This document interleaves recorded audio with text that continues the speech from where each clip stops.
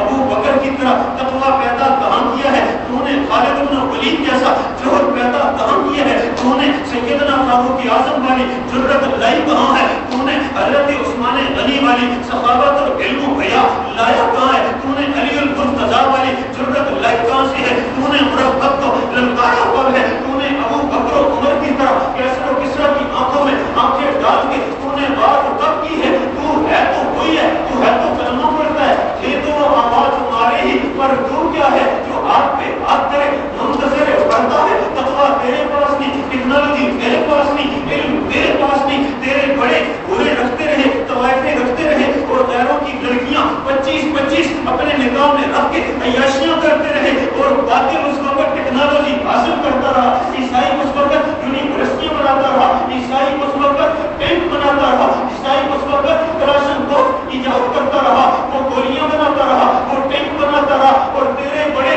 اوپر سے آ کر نیچے تک ان 10 صدیوں میں دیکھ لے کیا کرتے ہیں۔ اگر وہ ابو بکر و عمر والا کردار کرتے، آج بغیر پائلٹ کے طیارہ تیرے پاس ہوتا، آج ٹیکنالوجی تیرے پاس ہوتی۔ جب تیرے پاس کچھ نہیں ہے تو میں جواب دینے لگا ہوں، آج کے الہادی ذہن کا ایک ذہن جاتا ہے تو پھر ہم مومن بھی ہیں، اللہ کی مدد آتی کیوں نہیں ہے؟ میں قسم کھا کے کہتا ہوں، ہم جو مومن ہیں ہم سے لوگوں سے بڑھ کر اللہ کی مدد آ رہی ہے، لیکن انہوں نے جو محنت کی ہے نا، انہوں نے جو کاوش کی ہے 10 صدیوں پر محیط ہے، اللہ نے اس محنت کا بدلہ بھی تو دے رہا ہے نا ان کو۔ محنت کا صلہ کچھ عرصے تک کمائیں گے، محنت کا صلہ کچھ عرصے تک کاٹیں گے۔ ایک آدمی دانا ڈالتا ہے، ہل چلاتا ہے تو اس کو فصل تو ملتی ہے نا، فصل کافر ڈالے تب بھی ملتی ہے، مومن ڈالے تب بھی ملتی ہے۔ اس میں اللہ کا ضابطہ یکساں ہے۔ رب ذوالجلال آخرت اس کو دیتا ہے جس کے دل میں ایمان ہوتا ہے، دنیا اس کو مل دیتا ہے جو محنت کرتا ہے، چاہے کافر کرے چاہے مومن کرے۔ میں عرض کر رہا ہوں، آج اگر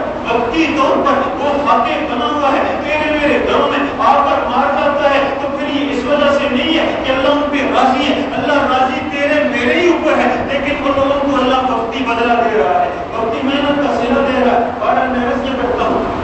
میں نے حقوق کی بات عرض کرنی ہے کہ آج اس دور میں مسلمان کا ذہن فوراً جاتا ہے۔ میں نے پچھلے جو میں انسانی حقوق پہ بات عرض کی تھی، انسانی حقوق کے حوالے سے عرض کرتا ہوں کہ برطانیہ کی پارلیمنٹ میں دنیا کے بہترین عقول، دنیا کے بہترین ذہن، دنیا کے بہترین افراد جمع تھے، اور پچھلے جمعے میں نے عرض کیا کہ انہوں نے یہ قانون بنایا، آج بھی ان کے دامن پر یہ کالا ٹیکا لگا ہوا ہے، ان کے سفید دامن پہ یہ کالا دھبا لگا ہوا ہے کہ برطانیہ کی پارلیمنٹ نے یہ کہا تھا کہ جس طرح مرد کی عورت کے ساتھ شادی جائز ہے، اسی طرح مرد کی مرد کے ساتھ شادی بھی جائز ہے، عورت کی عورت کے ساتھ شادی بھی جائز ہے۔ اگر دنیا کی عقل کو آپ یہ کہیں کہ انسانی حقوق وہ تعین کرے تو انسانی حقوق دیتے ہوئے وہ یہ کہیں گے مردوں کو مردوں سے شادیاں کرنے کی اجازت دو، عورتوں کو عورتوں سے شادیاں کرنے کی اجازت دو، لیکن جس وقت آپ انسانی حقوق سے بالا، آپ انسانی دماغ سے بالا ہو کر انسانی حقوق کا تعین کرنے کا اختیار اس ذات کو دیں گے جو ذات انسان کو پیدا کرنے والی ہے، جو خالق اور مالک ہے، تو وہ کیا کہے گی؟ اس نے 2 اصول دینے ہیں، 2 اصول میں سے پہلا اصول یہ دینا ہے کہ انسانی حقوق کے تعین میں سب سے پہلے قرب کا تعلق دیکھا جائے گا۔ میرے الفاظ پہ غور کریں، میں ان الفاظ سے اپنے موضوع کو آگے چلاتا ہوں کہ سب سے پہلا حق ہمارے اوپر کس کا ہے، اس کے بعد حق کس کا ہے، اس کے بعد حق کس کا ہے۔ میں نے عرض کیا پہلا اصول ہمیں اسلامی شریعت نے یہ دیا کہ جس وقت تم حقوق، فرائض اور واجبات ادا کرنے کی باری ہے اور حقوق لینے کی باری ہے، تم نے دیکھنا یہ سب سے زیادہ حق اس کا ہوگا کہ جو سب سے زیادہ قریب، جو سب سے زیادہ تعلق اور جو سب سے زیادہ تیرے لیے احسان کا ذریعہ ہوگی، جس کا سب سے زیادہ تیرے اوپر احسان ہوگا وہ سب سے زیادہ حقوق والی ہوگی، اس کا فرض تیرے اوپر سب سے زیادہ ہوگا، جو اس سے کم درجے کی ہوگی اس کا بعد میں، جو اس سے کم درجے کی ہوگی اس کا بعد میں۔ اچھا، جب اسلام نے یہ اصول دیا، اس کے مقابلے میں ہمیں باقی تمام مذاہب نے ایک اصول دیا، تمام مذاہب کا ایک نظر سے آپ جائزہ لے لیں، آپ کو یہ بات ملے گی کہ بدھ مت ہے، ہندو مت ہے، مجوسی ہے، اس نے کبھی یہ کہنا ہے کہ تیرے باپ سے زیادہ ایک کتا تیرے لیے زیادہ حقدار ہو سکتا ہے۔ دنیا کے دوسرے تہذیبوں نے اور مذاہب نے یہ کہنا ہے کہ تیری ماں بھی تیرے حق کا مستحق ہے، لیکن کبھی کبھی تیری ماں سے زیادہ تیری مستحق گھر کی بلی ہوتی ہے۔ اس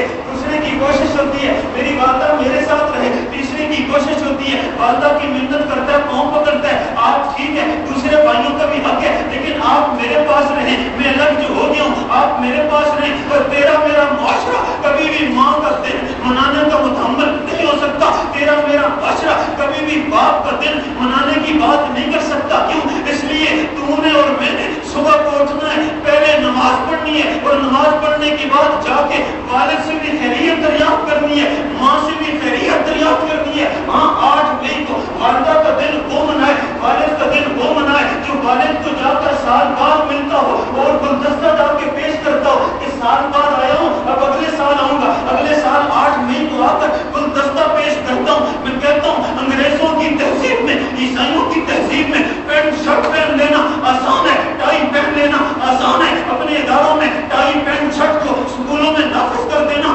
آسان ہے, عیسائیوں کو دیکھ کر داڑھی کو منڈوا دینا آسان ہے. لیکن اگر اس عیسائی تہذیب کو ذرا اندر سے کھود کے دیکھو گے, اس عیسائی تہذیب کو اندر سے کھود کے دیکھو گے, خدا کی قسم کتوں کی زندگی اچھی لگے گی, عیسائیوں کی زندگی بری لگے گی. میں قسم کر کے کہتا ہوں, ممبر پہ بیٹھ کے کہتا ہوں, کتے کی زندگی, گدھے کی زندگی, سور کی زندگی آپ کو اچھی لگے گی. اس لیے سور میں وہ خود غرضی نہیں ہوگی جو عیسائی کے اندر خود غرضی ہوگی, جو عیسائیوں کے معاشرے کے اندر خود غرضی ہوگی. اس لیے ہاتھ چھوڑ کے کہتا ہوں اپنی داڑھی منڈوانے سے لے کر ٹائی پہننے تک, ٹائی پہننے سے لے کر بالوں کی پوز بنانے تک, بالوں کی پوزوں سے لے کر پینٹ شرٹ پہننے تک, اور پینٹ شرٹ سے لے کر کھانا کھانے تک, اس کی بھلائی خیر اور عزت اس طریقے میں ہے جس طریقے میں آقا دو جہاں محمد الرسول اللہ نے کھایا تھا, اسی طریقے میں ہے, اسی لباس میں عزت ہے جو لباس میرے آقا نے پہنا تھا, انہی بالوں میں عزت ہے جو بال میرے آقا نے رکھے تھے,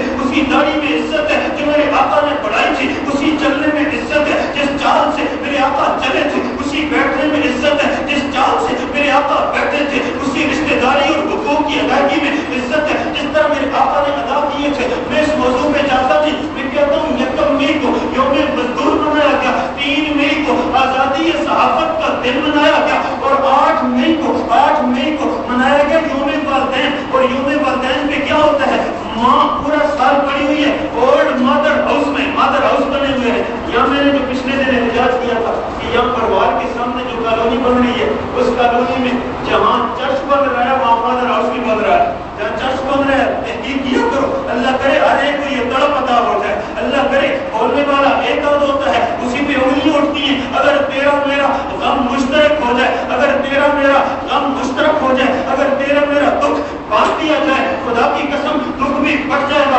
معاشرے کے اندر خرابیاں بھی ختم ہو جائیں گی. میں کہتا ہوں ماں کا دن پاکستان والوں کو منانا روائی نہیں ہے, باپ کا دن پاکستان والوں کو منانے کا پتہ نہیں یارہ ہی کیسے ہو جاتا ہے. اس لیے تیرا میرا ہر دن ہی ماں کا دن ہے, ہر دن ہی باپ کا دن ہے, ہر دن ہی ماں کا دن ہے, ہر دن ہی باپ کا دن ہے. میں اپنے کھانے کی بعد میں فکر کرتا ہوں, پہلے ماں کی فکر کرتا ہوں, اپنی فکر بعد میں کرتا ہوں, پہلے باپ کی فکر کرتا ہوں. ہاں میں تھوڑا ہو جاتا ہوں, میری ماں بالکل مفلوج ہو کر پڑی رہتی ہے گھر میں, میں سمجھتا ہوں ماں کی نزاکتوں کو, ماں کے دل کلیجے کو میں سمجھتا ہوں, ماں کے اندر کے احساسات کو. کسی نے کہا کہ ایک آدمی بیوی کے کہنے پہ کلیجہ نکال کے جا رہا تھا, ماں کا کلیجہ, ماں کو قتل کیا, اور بیوی نے کہا کلیجہ نکال کر لاؤ گی, ماں کا دل کلیجہ نکالا, ہاتھ میں پکڑ کے خون ٹپکتا ہوا لے کے جا رہا تھا. میں یہ نہیں کہہ رہا یہ حقیقت ہے تمثیل ہے, لیکن حقیقت پر مبنی تمثیل ہے, صحیح تمثیل ہے. کا دل کلیجہ نکال کر خون ٹپکتا ہوا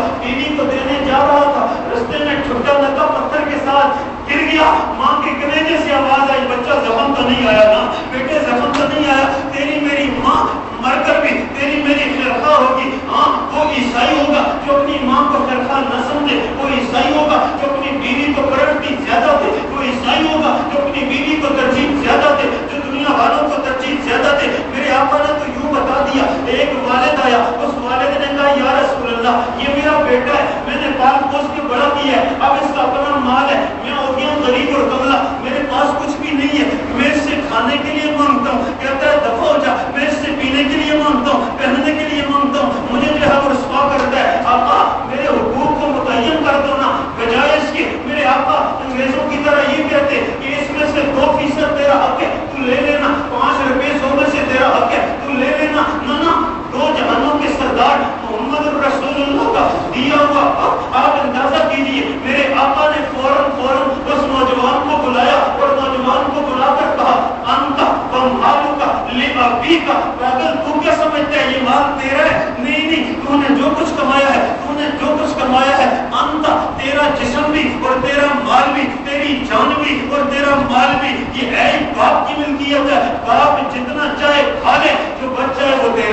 باپ جتنا چاہے کھا لے، جو بچہ تیرا ہے، یہ نہ سمجھنا کہ میں دوں تو دوں، نہ دوں تو نہ دوں، نہیں انت و مالک لابیک۔ میرے بھائی وقت تھوڑا، اس لیے میں عرض یہ کرتا ہوں کہ بلی ماں سے آگے بڑھ جائے، گھر کا کتا باپ سے آگے بڑھ جائے، نہیں آپ نے قرب کا تعلق دیکھنا ہے، قرب کے تعلق سے آپ نے حقوق ادا کرنے ہیں۔ یا اللہ، یا رسول اللہ، انہیں بتائیے کہ ہمارے حقوق میں سب سے قریبی تعلق کس کا ہے؟